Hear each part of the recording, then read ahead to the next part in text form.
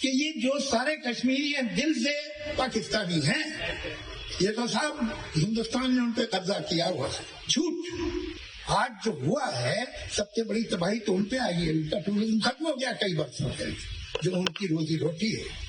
कश्मीरी हिंदुस्तानी है।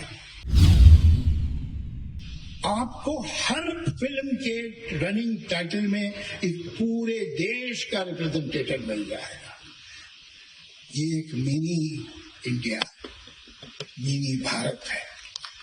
हम मिसाल देते हैं तो हमसे कोई सीखे, हमें सिखाए नहीं।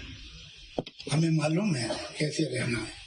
लेकिन दुख की बात क्या होती है कि इसी प्रदेश के संजय लीले, अतुल मोने, हेमंत जोशी, ये 3 लोग डोंबिवली के रहने वाले थे। इनका एक पाप था जो जिंदगी में थोड़ा सा चैन खुशियों की घड़ियां ढूंढ रहे थे। ऐसा नहीं करना चाहिए था शायद। और यही ढूंढते हुए वो पहलगाम गए और पहलगाम में उन्हें बेरहमी से शूट कर दिया गया। ये बात हमें भूलनी नहीं चाहिए। ये मामूली बात नहीं कि मुंबई पे अरे जो नजर है दुश्मनों की, हमारा बुरा चाहने वालों की। मैं गया था लाहौर में, एक लिटरेरी फेस्टिवल था और वहां पर एक 3,000 आदमी हॉल में थे। ये आपको मिल जाएगा, वीडियो है उस पर यूट्यूब पे। तो सवाल कर रहे थे, मैं जवाब दे रहा था। अच्छे ही सवाल कर रहे थे, प्यारे, अच्छी मोहब्बत की बात कर रहे थे। लेकिन आप जब बादाम खाते हैं तो एक कड़वा बादाम जरूर आ जाता है मुंह में।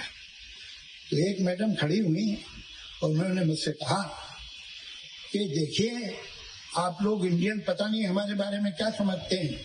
आप आए हैं, ये आपका दूसरा दिन है, हमने आप पे बम फेंक दिया, गोली मार दी आपको। हम तो क्या लिखिए आपसे बाहें खोल के मिल रहे हैं।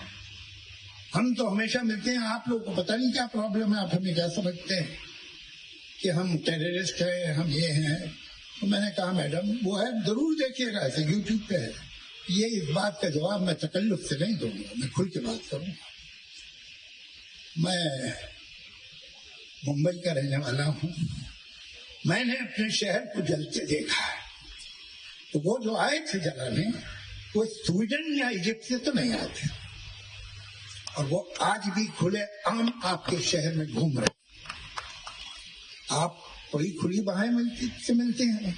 आपके यहाँ से नुसरत फतेह अली आया, हमने सराखों पे बिठाया। आपके यहाँ से मेजी आया, हमने सराखों पे बिठाया। आपके यहाँ से फैज आए। अटल बिहारी वाजपेयी साहब की सरकार थी। ऐसा लगता था कि किसी स्टेट का हेड आया है। आगे लाल बत्ती की गाड़ी चल रही है, राजभवन में ठहरते। हर जगह उनका जो रिसेप्शन था, आज तक पीटीवी पे हिंदुस्तान का बड़े से बड़ा राइटर चला जाए, बड़े से बड़ा कलाकार पीटीवी पे नहीं बुलाया जाता। हिंदुस्तान की सबसे जो पॉपुलर पर्सनालिटी थी पाकिस्तान में 60 में, 50 में, 70, अनडाउटेडली लता मंगेशकर थी। आपने तो उसका कोई फंक्शन नहीं किया और आप कह रहे हैं कि आप खुली बाहों से मिलते हैं। अजीब बात। खैर अच्छा हुआ मैं अगले दिन वापस आ गया, इसलिए कि थोड़ी देर तो स्टन हो गए थे लोग। जब तक रिएक्शन आया वहां, तब तक मैं वापस इंडिया में था। तो ये बातें देखते हैं। देखिए जो हुआ है पहलगाम, ये कुछ दिनों के बाद ये होता रहता है। और ये मेरा बड़ा दुख है कि मुंबई से आपको क्या दुश्मनी है, मुंबई कर से क्या दुश्मनी है आपको, हमने आपका क्या बिगाड़ा है। वैसे तो इस देश ने क्या बिगाड़ा आपका, सब बात तो ये है, हमने तो बड़ी कोशिश की। सब कोई सरकार हो, वो कांग्रेस हो, बीजेपी हो, कोई, उसने हमेशा कोशिश की है कि पड़ोसी से संबंध ठीक हो जाए।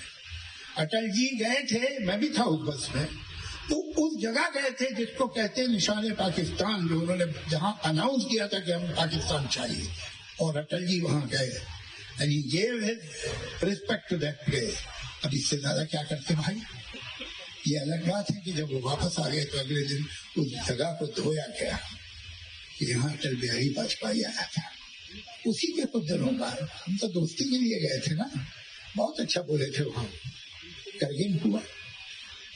करगिल इन्होंने नहीं किया था, इनकी फौज ने नहीं किया। हमने देखे हैं वो पेपर देखे हैं, हमने वो डायरी देखी, मैं गया हूं कर गए, जहां डिटेल्स हैं हर चीज की। ये इन्हीं की फौज थी, इनकी रेजिमेंट थी। ये 48 में भी जब आए थे तब भी ये नहीं आए थे, वो तो ट्राइबल घुस गए थे। और आज भी ये जो हुआ है, जो आदमी थे ये इनके नहीं थे, शायद जर्मनी से आए हों, क्या मालूम। ये वो लोग हैं। मैं आपको बताऊं करगिल का किस्सा, क्यों मुझे मालूम है कि मैं 1 साल बाद वापस गया था।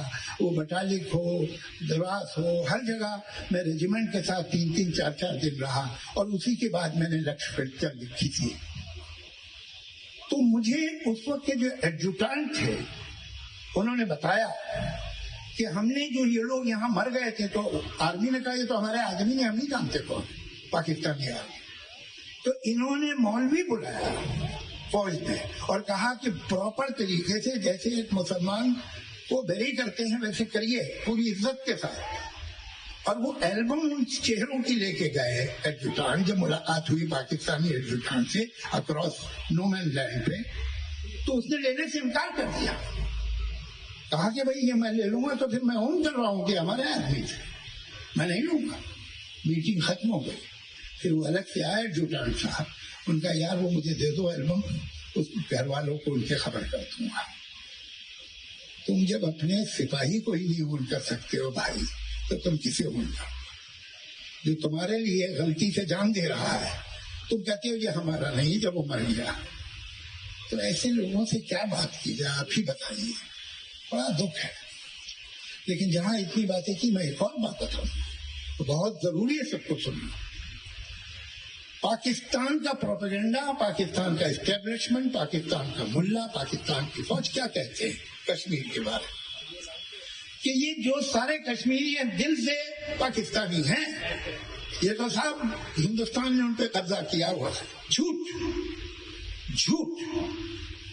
सच ये है कि 48 में जब इन्होंने हमला किया था तो 3 दिन तो लोकल कश्मीरियों ने उन्हें रोका था, हमारी फौज तो 3 दिन बाद पहुंची थी।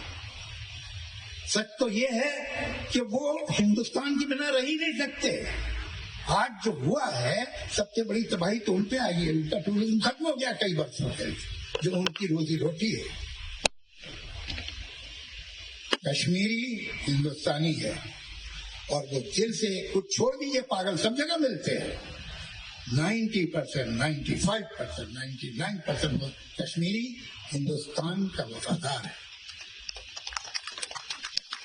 और वो लोग जो मसूरी में या किसी कश्मीरी स्टूडेंट को किसी यूनिवर्सिटी में मारते हैं, उनको मालूम होना चाहिए कि वो पाकिस्तान की फौज से अग्री कर रहे हैं।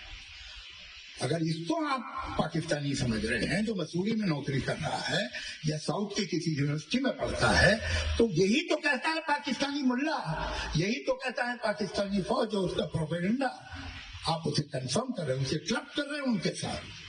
ये गलती नहीं होनी चाहिए। जितने कश्मीरी हिंदुस्तान के किसी भी हिस्से में, हमारे यहाँ भी, उनको पूरा प्रोटेक्शन दीजिए। उनसे कहिए तुम हमारे भाई हो, कोई तुम्हारा बाल दिखा नहीं करेगा, तुम कश्मीरी हो, तुम हिंदुस्तानी हो। हम उनको पाकिस्तानी क्यों समझे भाई? यही तो वो कहते हैं, तो हम उन्हें कंफर्म करें। इससे बड़ी गलती कोई होगी? इरादा नहीं।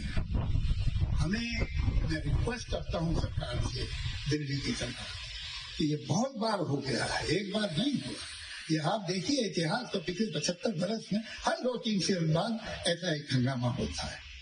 अब आप स्टेप लीजिए, ये सरहद पे कुछ फुलझड़ियां छोड़ने से काम नहीं चलेगा। आप कोई सॉलिड स्टेप लीजिए। आप ऐसा कर दीजिए कि वो जो पागल वहां का आर्मी चीफ है, उसकी स्पीच सुनिए जरा, वो एक समझदार आदमी नहीं दे सकता। ये किस तरह का आदमी है?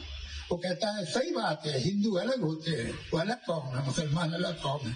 अरे इसको ये भी नहीं ख्याल कि उसके मुल्क में भी कुछ हिंदू रहते हैं, तो उनकी कोई इज्जत नहीं करता है। उनकी भावना की, उनके इमोशन की, उनकी फीलिंग्स की, उनके स्टेटस की कोई इज्जत नहीं करते। किस तरह का आदमी है भाई? तो पागल लगता है। इन लोगों को ऐसा जवाब मिलना चाहिए। छोटी मोटी बात से सुनने वाले नहीं है कि इन्हें याद रहे, अभी तक इन्हें याद नहीं हुआ है।